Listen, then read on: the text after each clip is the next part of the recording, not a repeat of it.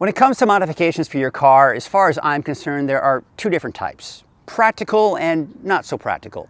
Some of the more practical modifications I've made over the years are the self-presenting door handles, the automatic opening and closing frunk, and not to mention the trunk. Of course, this came out before the auto trunk came out for the Model 3. And of course, more practical inside would be the tilting screen. Some of the semi-practical would be, of course, the front PPF kit, because it doesn't change the overall look of the car, but it does help to protect the paint.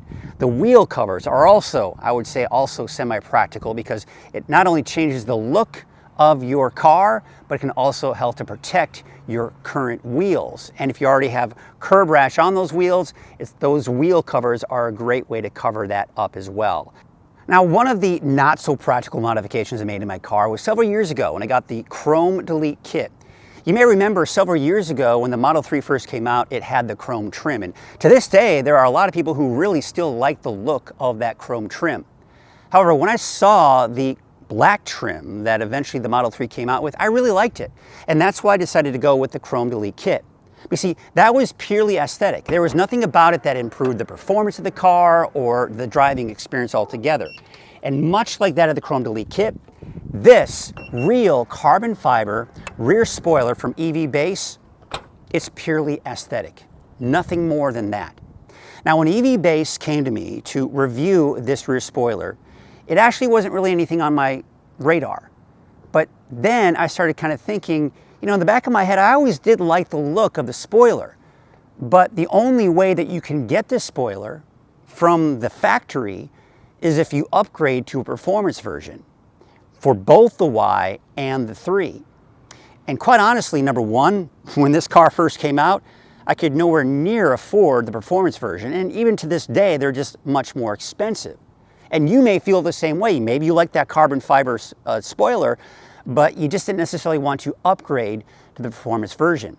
So this is going to be a much cheaper route where you can get a real carbon fiber spoiler and put it on the back of your car. And really, quite honestly, when I look at it now and I just do this, it immediately just pops out and gives the car a different feel. So this is really easy to install, and that's what I'm going to show you next, just how easy it is to install this and to give your car that new look that you may have thought about wanting to do for quite a while. So there are a couple of things I wanted to point out before we install it. First, you've got the two-sided tape on here. So all you have to do is peel out this backing here and you'll expose the adhesive. There is a top and a bottom to the spoiler. The top is actually a little bit clearer to see. It's just a straight line that goes all the way to the edge. There's a bit of a curve on the bottom section here that goes to the point. That curved section goes on the bottom, and that straight top goes on the top right here. So it's actually pretty clear to see here. As I put this right like this, you'll see that it just doesn't fit properly. But then when I do it like this and put this on the top, it actually fits on just perfectly. So the next thing is, how do you line it up properly? Well, a couple of things you can do is just kind of eyeball it, and you'll really get a good sense there. What I've also done here is, you'll notice when you start pushing it outside of where it needs to be, it will actually kind of show that there's going to be a gap, and it'll kind of pull away from it. So I'll kind of show you right here. Let's get this camera lined up here.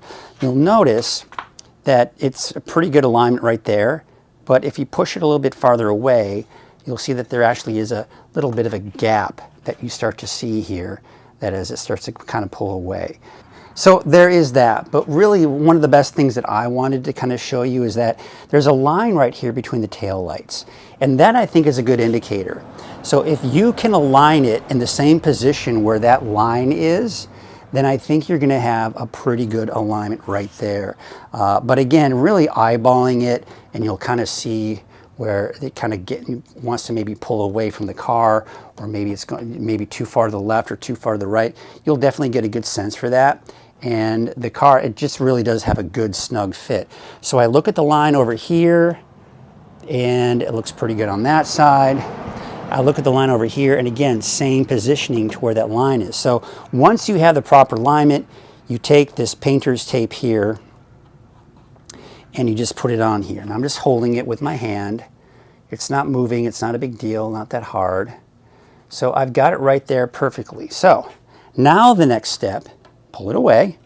You've got the two blue markers there to give you an indication of the perfect alignment. Then all you have to do is just peel this off. Make sure it's aligned. Make sure I have the top and the bottom. The curved side is on the bottom. The straight part is on the top. We're good. So what I'm going to do, I'm just going to kind of not put too much force or pressure on it. Just going to butt that up against there. Right there on the blue line, blue line. And all you do is you just give it a good push on there. Get that over here, get this over here, and just push it on. Get that adhesive on there.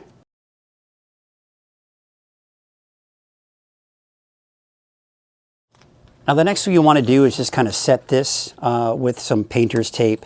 And it's not a big deal. Just kind of put a little bit of tension on there. Kind of do that. And just keep putting some more on here.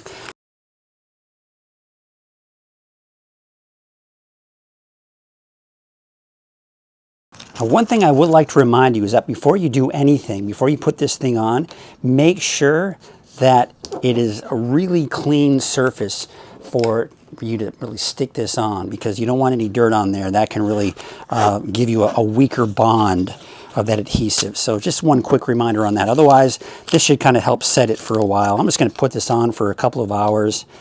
Probably doesn't even need to be that long, honestly. Oops, ripped that one off. But, you know, just, you know, put it on there for a little peace of mind to make sure that it's getting some good adhesion on there.